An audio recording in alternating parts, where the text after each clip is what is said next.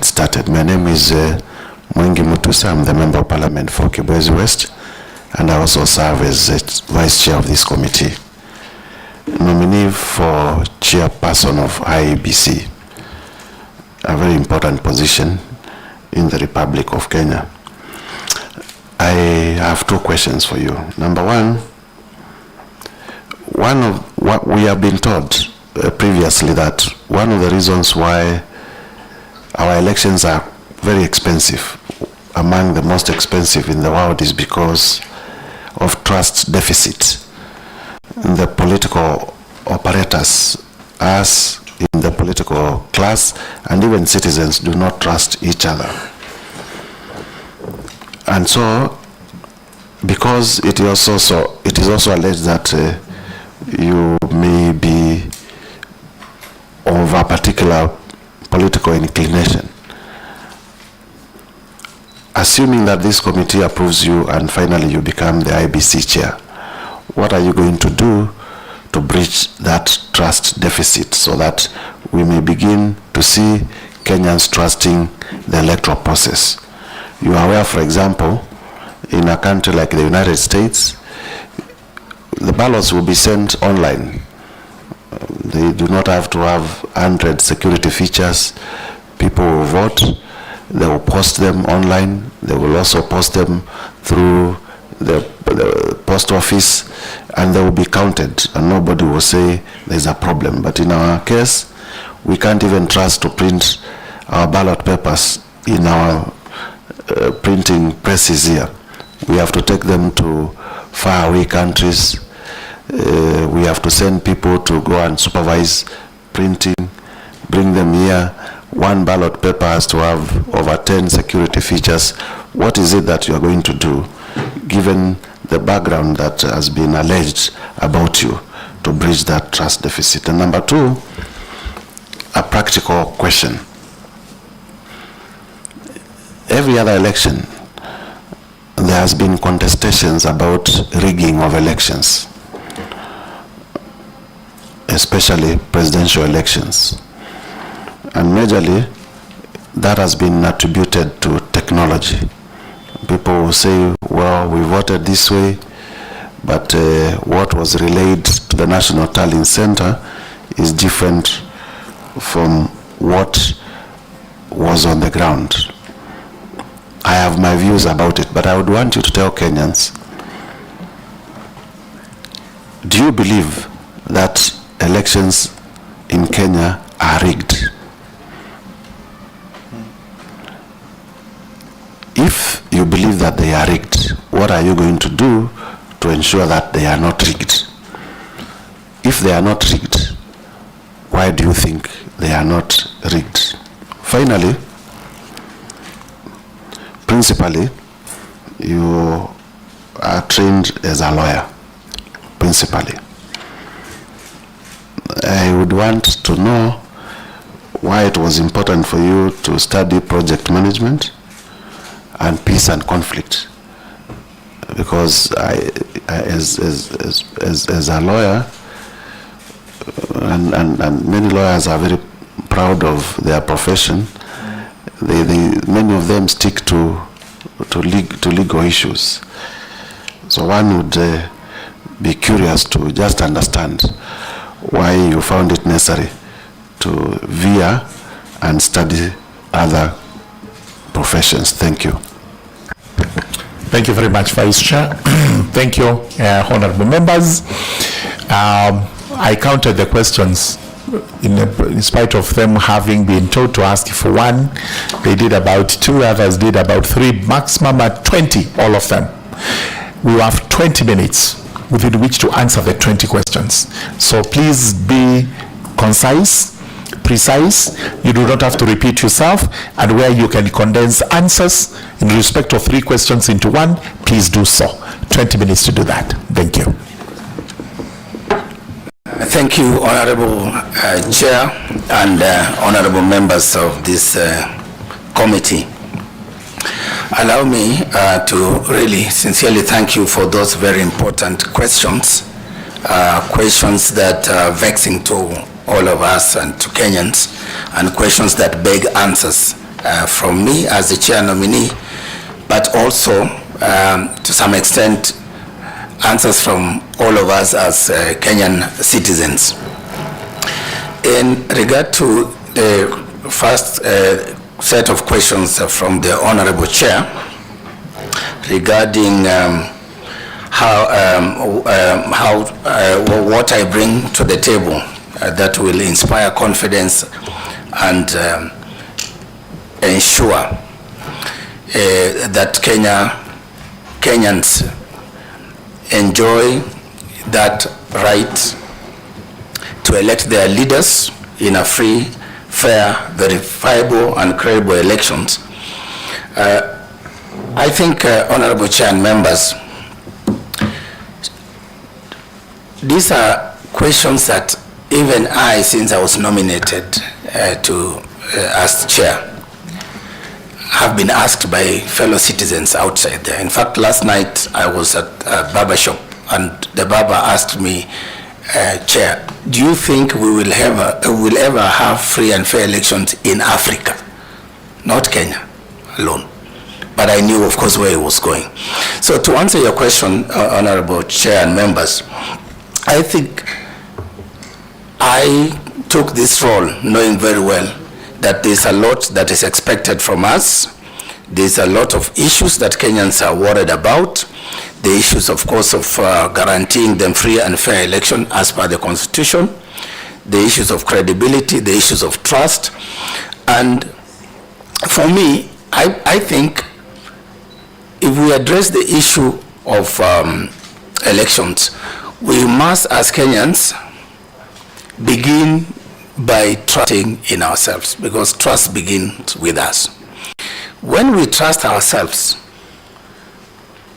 then we begin to look at what are the legal frameworks that are there to help us, for example, navigate through issues of governance in this country. That is when we begin to look at the Constitution and trust it. Does our Constitution serve us? Does it work? What does it say?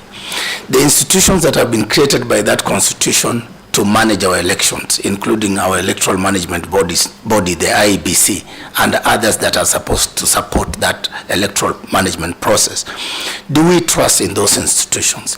Do we trust in the people that have been given the responsibility and the public trust to manage those institutions?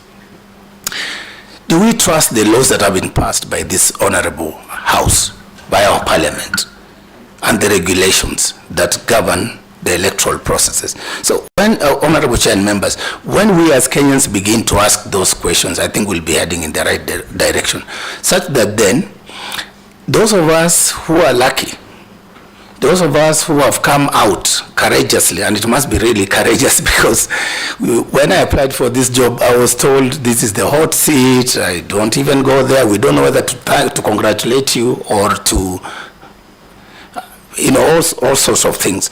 So those of us who have come out who have stepped out to provide leadership in our electoral management body and processes, we begin then to tell Kenyans, we will play our role as IEBC, I will play my role as chairperson, in the sense that I will be guided by the Constitution of Kenya and the laws of Kenya.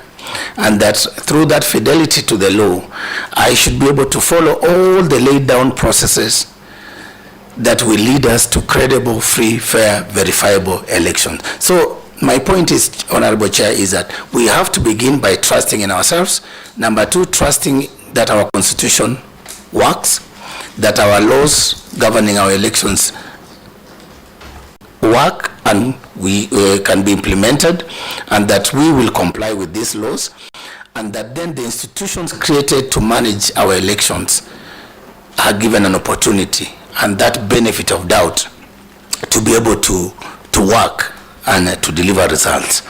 Of course, there have been challenges in terms of sometimes negative perceptions. There have been, of course, challenges in terms of actual incidences of electoral malpractices. But even as we have those challenges, we still, as a country and as citizens of this country, have to seek refuge in our constitution and in our laws, so that then even those who perpetuate electoral malpractices, we should deal with them knowing that there are laws that govern electoral offenses, and that these laws will be implemented, and those people who perpetuate electoral malpractices can be held to account.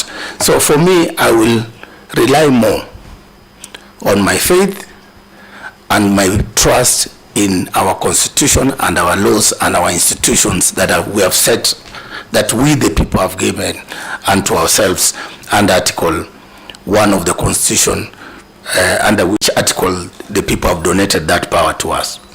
Number 2, in relation to my nomination, Honorable Chair, I wouldn't really want to dwell much on that, because, Honorable Chair, I think most Kenyans, from the day the advert was put out there, from the day the first advert was put, and then it was cancelled to allow room for further consultations, and that resulted to the NADCO process and the outcome of the NADCO process, and subsequent advertisement for this position, and inviting those of us who are interested and who felt like we had something to offer.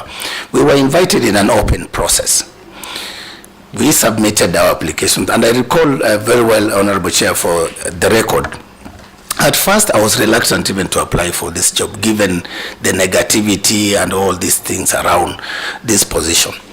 But at the cyber cafe, where I normally photocopy my things and my papers, even for my work in South Africa, the young people in that cyber cafe, Peter, Purity, and Kizito, they are the people who urged me to put in my application, because looking at my documents and having conversations with me over tea, they thought and they felt that you have what it takes to lead this country in this institution. And at first I thought maybe I should just apply for the commission and, you know, the hot seat, leave it alone. But they actually went and submitted the documents both for the chair and for member. So when I was in South Africa, they sent me a screenshot. We've submitted the documents. And later on, when I was on my way to, I think, Angola or something, I saw my name in the newspapers that I've been shortlisted. I honored the... So it is not you who applied? I submitted the documents. I signed. I think that's very important. Yes. Are you saying you did not submit your own application for this position? Right. Kisito, the one who photocopies for me. So I bound everything, and I asked them to submit once everything was in order.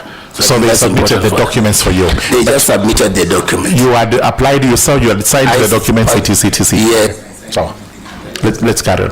Actually, I have a copy of my application. No problem. With the documents. Okay. So let's move on to the process. Yes. Actually, basically, all these conspiracy theories around maybe being pushed around by certain interest groups to apply. I just wanted, for the record, for Kenyans to know that ordinary Kenyans are equally concerned, and they felt maybe they can urge me to apply. So I went through interviews. They were televised.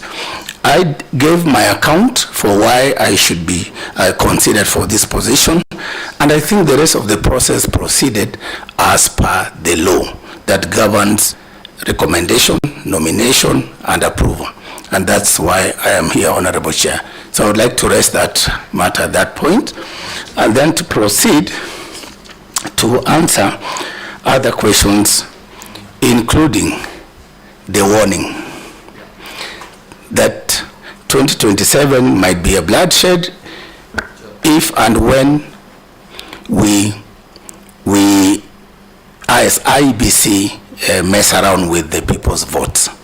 I think, Honorable Chair, this is a very uncomfortable discussion, but also very necessary, because those of us who have been in this country long enough, we know what we have gone through from 1992.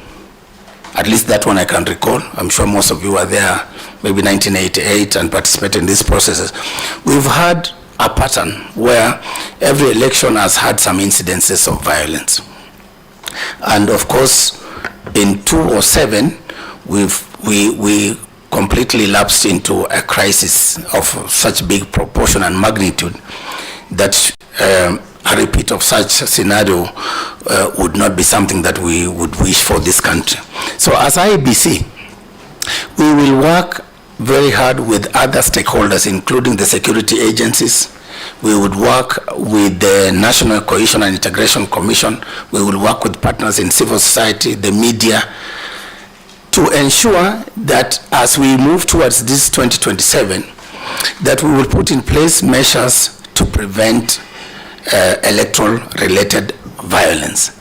And Honorable Chair, during my tenure and my work at UNDP, most of the work that I did was around the recovery from the 2007 post-election and working with national government institutions, including the IEBC, for programs that ensured that we had the 2010 referendum that went peaceful, the 2012-2013 campaigns and subsequent elections went successfully. And there are those specific measures that we put in place that, given this opportunity, I'll be able to bring to the IEBC and to the nation, so that then we work on electoral violence prevention. We can have a robust program on that. Just before you go on, Honorable Karemba, you had some rider to put to that very fast? I am not satisfied by how you have settled the question that I asked, because I feel that he is now answering.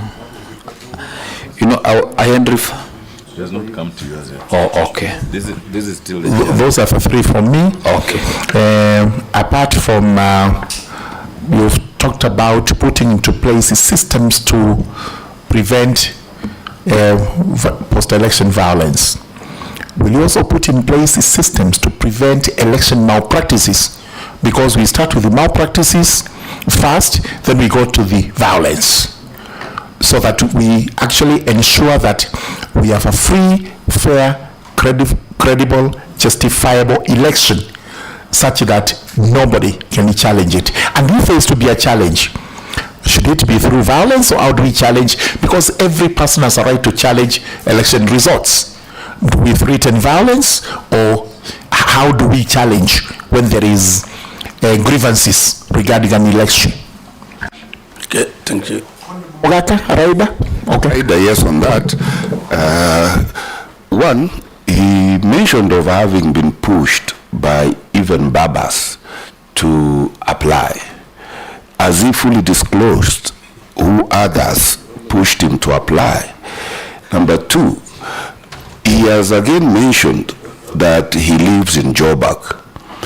Can the nominee assure Kenyans that if he assumes this position, he will not banco an election and take his comfort in Joburg, because Kenyans have no other place to go? Thank you. Chairman, mine is just as a point of order. Chairman, you know, you gave the nominee 20 minutes to answer. Only on your questions, we are now, I think we've taken 9 minutes. 9 minutes. Let's be faster. I will